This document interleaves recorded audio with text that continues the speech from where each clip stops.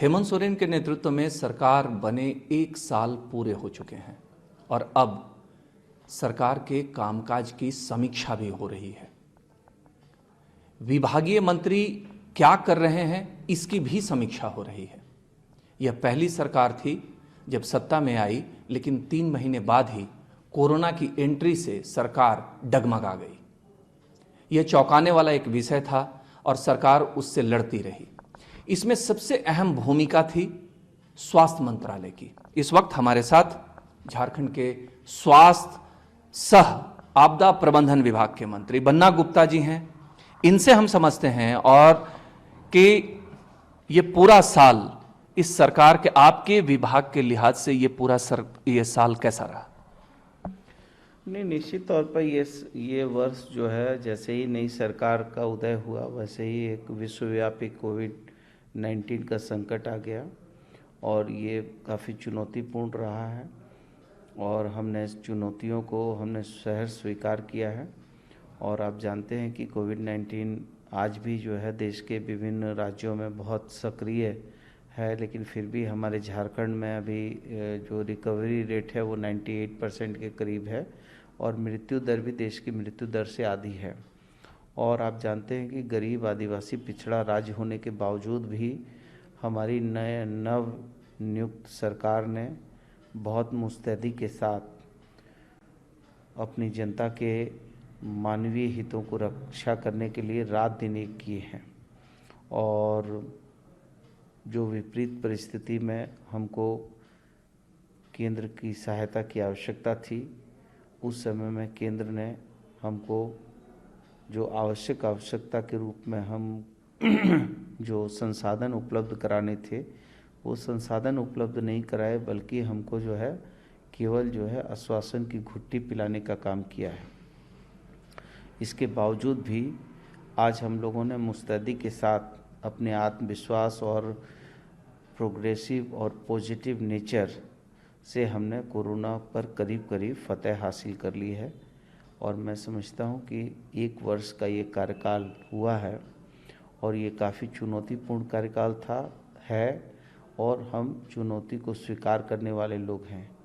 निश्चित तौर पर रात जरूर घनघोर अंधियारी वाली रात है, रात को आसमान में तारे भी हमारे साथ नहीं हैं, लेकिन फिर भी हमारे मन में ये आशा विश्वास है कि सुबह का सूरज को उगना है, नव उदय झारखंड बनना है। और हमारे मुख्यमंत्री जी का जो विजन है, जो प्रोग्रेसिव और पॉजिटिव नेचर है, इससे हम आशान्वित हैं। और जिस तरीके से वो अपने सभी संबंधित विभागों की समीक्षा करके आवश्यक दिशा निर्देश दे रहे हैं, ये जो 1 साल का ये कोविड का जो गतिरोध था वो ख़त्म होगा और हम रामधारी सिंह दिनकर की उस कविता को चरितार्थ करेंगे कि अकेला चला था अकेला चलूँगा, सफ़र के सहारों न दो साथ मेरा, सहज मिल सके वह नहीं लक्ष्य मेरा, बहुत दूर मेरी निशा का सवेरा, अगर थक गए हो तो तुम लौट जाओ, गगन के सितारों न दो साथ मेरा, अकेला चलो था अकेला चलूँगा, सफ़र के सहारों न दो साथ मेरा। घनघोर अंधकार को चीरकर प्रकाश की तरफ हम बढ़ रहे हैं और एक नए झारखंड की परिकल्पना को साकार करने के लिए आगे बढ़ रहे हैं। कोविड पर झारखंड में क्या कुछ हुआ, हम पीछे जाना नहीं चाहते हैं मंत्री जी। शुरुआत में किस तरह की दिक्कतें आई, मरीजों को किस तरह की परेशानी हुई, स्वास्थ्य कर्मियों को किस तरह की परेशानी हुई, कोरोना वॉरियर्स ने किस तरीके से भूमिका निभाई, ये चीज़ें अब पीछे छूट गई हैं। अब बात हो रही है आगे की। इस दौरान ये सवाल लगातार उठते रहे कि जो 3 नए मेडिकल कॉलेजेस खुले थे झारखंड में, उसमें एडमिशन पर रोक लग गई। आप लोगों ने 1 वर्ष में इंफ्रास्ट्रक्चर और फैकल्टी के अपॉइंटमेंट पर कोई काम नहीं किया। आप मुझे बताइए कि जैसे ही सरकार का गठन हुआ और सरकार के गठन होने के बाद ही जो है कोविड-19 का संक्रमण आ गया, हम अपने जान माल को सुरक्षित करने के लिए सारा संसाधन, सारी शक्ति, सारी बुद्धि, सारी युक्ति को झोंक दिए और 3 हमारे सरकारी अस्पताल और 1 प्राइवेट अस्पताल मणिपाल, ये 4 अस्पताल की निबंधन को रद्द करना, मैं समझता हूँ कि ये लोकहित में नहीं है, राजहित में नहीं है, जनहित में नहीं है, झारखंड के छात्र छात्राओं के हित में नहीं है। और यदि छोटी मोटी कमी खामी को आधार बनाकर यदि इस तरीके का प्रताड़ना किया जाएगा तो मैं समझता हूँ कि ये राज्यहित और लोकहित में नहीं है और फेडरल गवर्नमेंट को ये शोभा नहीं देता है। हो सकता है हमसे या हमारे मुख्यमंत्री जी से प्रतिद्वंदिता हो सकती है। लोकतंत्र में, राजनीतिक में वैचारिक मतांतर होना स्वस्थ लोकतंत्र की पहचान है, लेकिन ये इस स्तर पर नहीं होना चाहिए कि इससे लोकहित प्रभावित हो जाए, हमारे छात्रों का भविष्य प्रभावित हो जाए और हमारे जो नए डॉक्टर बनने वाले हैं उनसे जो है झारखंड में विभिन्न अस्पतालों में जब वो योगदान देंगे तो झारखंड के लोगों को स्वास्थ्य लाभ दिलाएंगे। लेकिन बन्ना जी, रिम्स में भी तो कई पद खाली हैं, पारा मेडिकल कर्मियों के बहुत सारे पद खाली हैं। 1 साल अच्छा खासा समय होता है, इसकी एक प्लानिंग भी कम से कम हो जाती, कुछ दिखता कि इसकी नियुक्ति की प्रक्रिया कम से कम शुरू हो गई। नहीं, हमने रिम्स में जो पैरामेडिकल स्टाफ हैं, जो ओटी हैं और जो लैब टेक्नीशियन हैं और हमारा जो है 3rd ग्रेड है, 4th ग्रेड है, इसमें जो बर्फ़ जमी हुई थी उसको पिघलाया है और उन लोगों को हमने नियुक्तियां दी हैं। कुछ कुछ जो है कहीं कहीं पूर्ववर्ती सरकार के कार्यकाल में जो कमी खामी थी उसको दूर करने का काम किया है। पूर्ववर्ती सरकार में एक भी RT-PCR लैब नहीं थे, हमने 7 जगह लैब स्थापित करने का काम किया।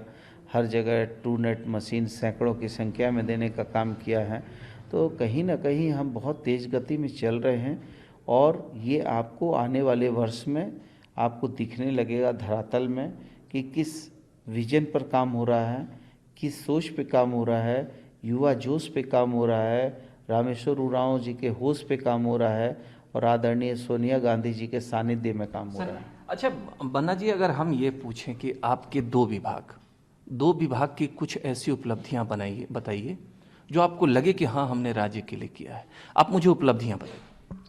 देखिए, एक तो आपने कल ही देखा कि 20 साल के शासनकाल में आज तक किसी ने ये नहीं सोचा था कि जो दुर्घटना में जो लोगों की मौत होती है उसके परिजन किस हाल में रहते हैं। लेकिन हमारी गठबंधन की सरकार, माननीय मुख्यमंत्री जी के नेतृत्व की सरकार, सोनिया जी के सानिध्य की सरकार ने इमीडिएट सोचा और 1 लाख रुपया मृतक के आश्रित को देने का तुरंत निर्णय किया है। हमने आपदा प्राधिकार अभी तक नहीं बना था, उसको बनाने का काम किया। हमने जो है जो ये आपको फिजियोथेरेपी काउंसिल जो है वो उसके गठन का काम किया। हम लगातार जो है व्यवस्थाएं मजबूत करने का काम किया। जब हमारी जो है प्राइवेट नर्सिंग होम और अस्पतालों ने करीब 75% काम करना छोड़ दिया तो उस समय हमारे सरकारी डॉक्टर, चिकित्सक, पैरामेडिकल स्टाफ और जितने भी लोग थे सभी लोगों ने योगदान दिया और उसी का ये सुखद पहलू है कि आज 98% जो है हम रिकवरी रेट पे हैं। तो आप देखिए, पहले चिकनगुनिया का बहुत प्रभाव होता था, इस बार देखिए चिकनगुनिया का प्रभाव रुका है। मलेरिया का प्रभाव होता था, टीबी में हम लोगों ने टीबी उन्मूलन का काम किया है। बच्चों को जो है कृमि वगैरह की दवाई पिला के जो है एनीमिया वगैरह जो होता है किशोरियों में, उसके लिए हम लोगों ने काम किया। आप सारे आंकड़े देखेंगे तो आपको ये समझ में आएगा कि कहीं ना कहीं जो बच्चों का मृत्यु दर है वो देश के मृत्यु दर से हमारा जो मृत्यु दर है ये बहुत पीछे है।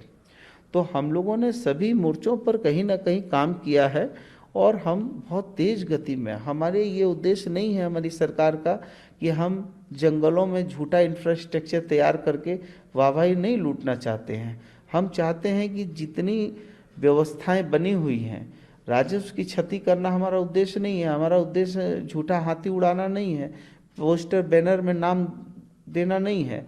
हमारा बहुत सिंपल सा उद्देश्य है कि जो हमारी संस्थाएं हैं वो संस्थाएं अभी एग्जिस्टिंग, वो कैसे उसमें मैन पावर हो, कैसे संसाधन हो, कैसे उसको चलाया जाए। हम केवल नाम कमाने के लिए अट्टालिका नहीं खड़ा करेंगे, नाम कमाने के लिए झूठा इंफ्रास्ट्रक्चर नहीं तैयार करेंगे,